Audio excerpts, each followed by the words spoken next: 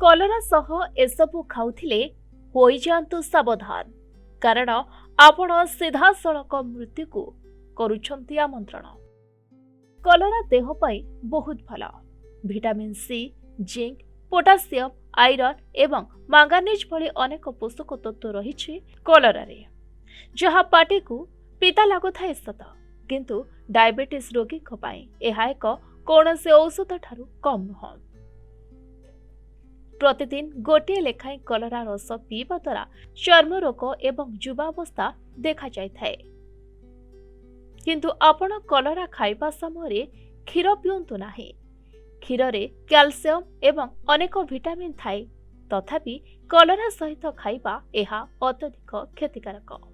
ସେହିଭଳି ଆମ୍ବ ହେଉଛି ଫଳର ରାଜା, ଯାହା ପାଟିକୁ ସ୍ୱାଦିଷ୍ଟ ଲାଗିଥାଏ ସତ, କିନ୍ତୁ ଆମ୍ବ ସହିତ କଲରା ଖାଇବା ଦ୍ୱାରା ପାଚନ ତନ୍ତ୍ରର ସ୍ୱାସ୍ଥ୍ୟ ନଷ୍ଟ ହୋଇପାରେ। ଆଉ ସବୁଠୁ ବଡ଼ କଥା ହେଉଛି କଲରା ସହ କେବେ ବି ଦହି ଖାଆନ୍ତୁ ନାହିଁ। କଲରାକୁ ଦହି ସହିତ ଖାଇବା ଦ୍ୱାରା ଚର୍ମ ସମସ୍ୟା ହୋଇପାରେ। ଏହା ସହିତ ମୂଳା ସହିତ କଲରା ଖାଇବା ଦ୍ୱାରା ଏହା ଅଧିକ କ୍ଷତିକାରକ ହୋଇଥାଏ। ଉଭୟର ଭିନ୍ନ ଭିନ୍ନ ପ୍ରଭାବ ଯୋଗୁଁ ପେଟ ସମସ୍ୟା ଯେପରିକି ଏସିଡିଟି ଓ ଗଳାରେ କାଶ ମଧ୍ୟ ହୋଇଥାଏ। ତେଣୁ କଲରା ଖାଇବା ସମୟରେ ଏହିସବୁ ଖାଦ୍ୟକୁ ଦୂରେଇ ରଖନ୍ତୁ। ବ୍ୟୁରୋ ରିପୋର୍ଟ, ପ୍ରତିଦିନ ଟିଭି।